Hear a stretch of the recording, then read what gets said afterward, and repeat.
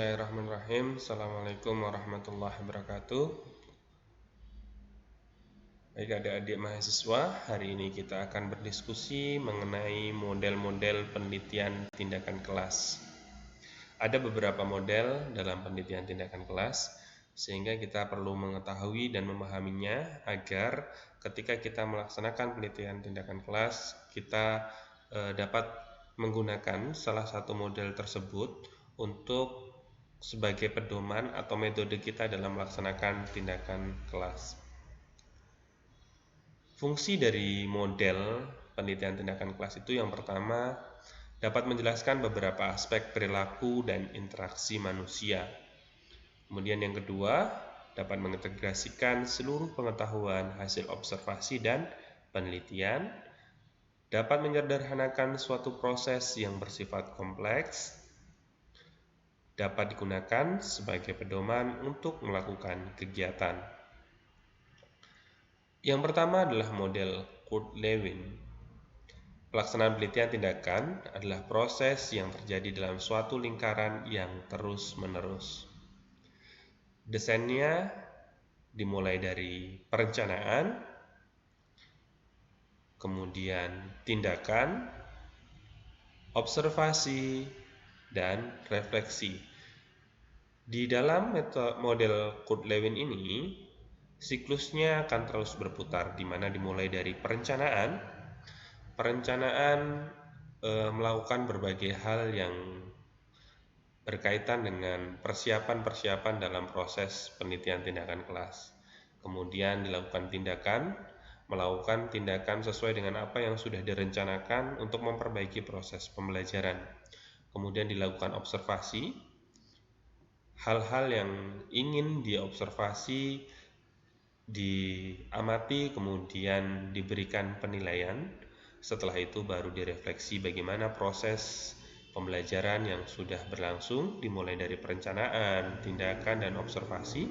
Kemudian dilakukan refleksi, setelah dilakukan refleksi, dilakukan perbaikan, dan kemudian dibuat kembali perencanaan sesuai dengan hasil refleksi tersebut, dan begitu seterusnya, dilakukan tindakan, observasi, kemudian refleksi kembali, dan seterusnya.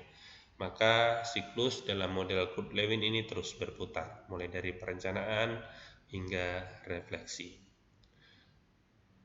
Perencanaan proses menentukan program perbaikan yang berangkat dari suatu ide, gagasan peneliti. Jadi, apa yang akan dilakukan untuk memperbaiki proses pembelajaran itu. Dimulai dari perencanaan ini mempersiapkan segala sesuatunya, mulai dari rencana pembelajarannya ingin seperti apa, kemudian medianya ingin menggunakan apa, model pembelajarannya ingin menggunakan apa, begitu juga pendekatan dan seterusnya. Sampai pada pengelolaan kelasnya, mulai dari tempat duduknya mau seperti apa, kemudian waktunya ingin pukul berapa, kemudian peserta didiknya harus seperti apa, itu semuanya harus direncanakan dalam proses perencanaan. Kemudian tindakan, perlakuan yang dilaksanakan oleh peneliti sesuai dengan perencanaan yang telah disusun oleh peneliti. Jadi dalam tindakan ini, peneliti akan melakukan implementasi dari apa yang sudah direncanakan di awal. Jadi dalam proses pembelajaran itu mengikuti langkah-langkah yang sudah direncanakan, kemudian media pembelajaran juga menggunakan apa yang sudah direncanakan, meskipun dalam proses pembelajaran tentunya ada improvisasi guna menyesuaikan apa yang ada di kondisi di kelas tersebut. Setelah perencanaan dan tindakan, selanjutnya adalah observasi, pengamatan yang dilakukan untuk mengetahui efektivitas tindakan atau mengumpulkan informasi tentang berbagai kelemahan tindakan yang dilakukan. Dan dalam observasi ini dilakukan pengamatan dengan menggunakan lembar observasi yang biasanya dilakukan oleh observer selain dari peneliti yang selaku sebagai guru dalam proses pembelajaran tersebut. Observer melakukan pengamatan-pengamatan apa yang sudah dilakukan oleh guru ataupun peneliti tersebut, juga melakukan observasi terhadap apa yang sudah dilakukan oleh peserta didik atau siswanya, sehingga akan muncul berbagai informasi mengenai apakah hal-hal yang mungkin menjadi kelemahan tindakan ataupun hal-hal yang sudah baik dalam kegiatan penelitian tindakan kelas tersebut. Selanjutnya, setelah memperoleh data dari observasi, dilakukanlah refleksi, kegiatan analisis tentang hasil observasi hingga memunculkan program atau perencanaan baru. Dari refleksi akan memunculkan perbaikan-perbaikan guna menyempurnakan atau memperbaiki dari proses yang sudah dilakukan sebelumnya. Sehingga refleksi sangat penting dilakukan untuk menganalisis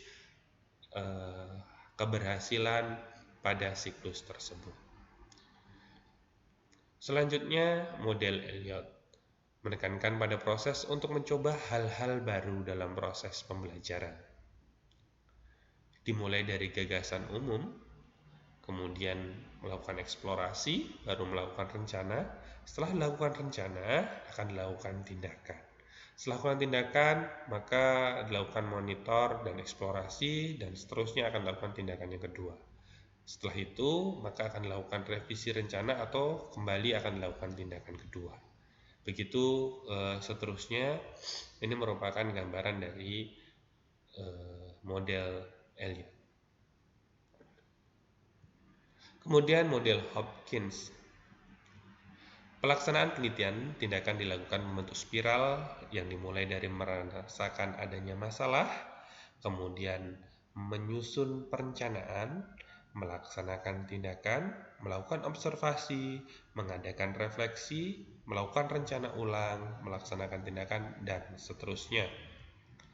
Seperti ini. Jadi langkah awal itu adalah melakukan identifikasi masalah. Setelah mengetahui beberapa permasalahan yang diidentifikasi, maka peneliti akan melakukan perencanaan apa saja yang harus direncanakan agar nantinya aksi atau tindakan yang dilakukan itu sesuai dengan permasalahan-permasalahan yang telah diidentifikasi tersebut. Setelah melakukan perencanaan dengan matang, selanjutnya peneliti melakukan aksi atau tindakan. Jadi melakukan proses pembelajaran di kelas guna memperbaiki berbagai permasalahan yang sudah diidentifikasi tersebut. Kemudian setelah melakukan aksi atau tindakan, peneliti melakukan observasi mengenai keberhasilan dari proses pelaksanaan pembelajaran ataupun dari hasil belajar ataupun keaktifan peserta didik setelah dilakukan observasi. Setelah itu dilakukan refleksi, apa saja hal-hal yang perlu diperbaiki, kelemahan-kelemahan apa saja yang sudah ditemukan sehingga diperbaiki.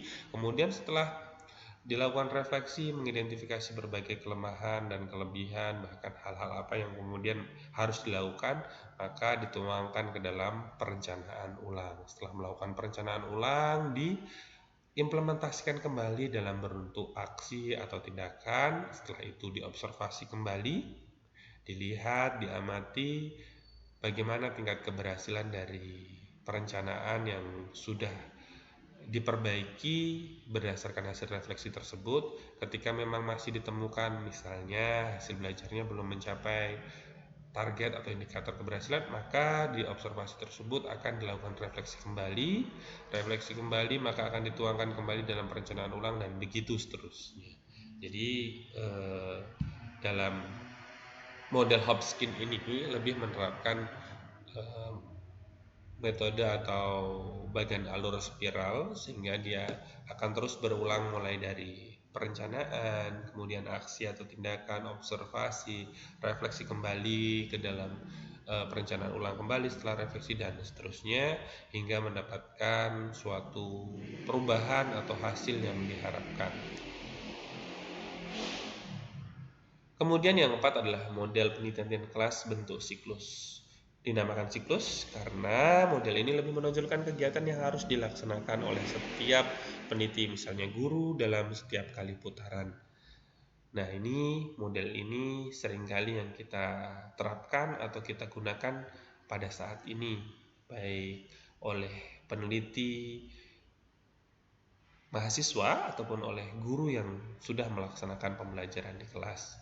Nah, seperti ini bagannya, mulai dari refleksi awal, kemudian studi pendahuluan, apa saja permasalahan yang sebenarnya dihadapi atau permasalahan-permasalahan yang menjadi hal-hal yang perlu diperbaiki, sehingga hal itu diidentifikasi, kemudian dilakukan perencanaan tindakan. Setelah perencanaan tindakan, lakukan implementasi atau tindakan, kemudian lakukan refleksi, kemudian lakukan observasi, kemudian refleksi. Begitu juga setelah refleksi, perencanaan kembali. Setelah perencanaan, diimplementasikan kembali, diobservasi, kemudian refleksi, dan begitu pun seterusnya, hingga nanti hasilnya akan memperoleh keberhasilan sesuai dengan indikator yang sudah ditetapkan.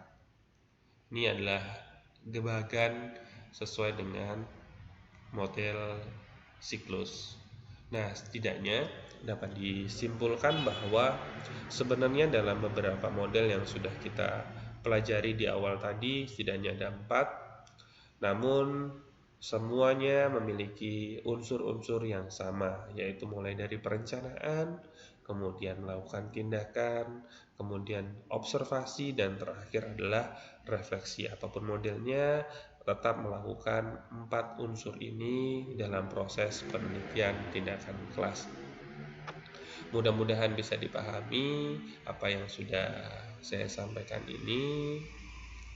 Jika ada hal-hal yang perlu ditanyakan atau didiskusikan, silahkan bisa langsung disampaikan melalui kolom chat ataupun bisa langsung disampaikan dengan saya. Mudah-mudahan bermanfaat. Saya akhiri, wassalamualaikum warahmatullahi wabarakatuh.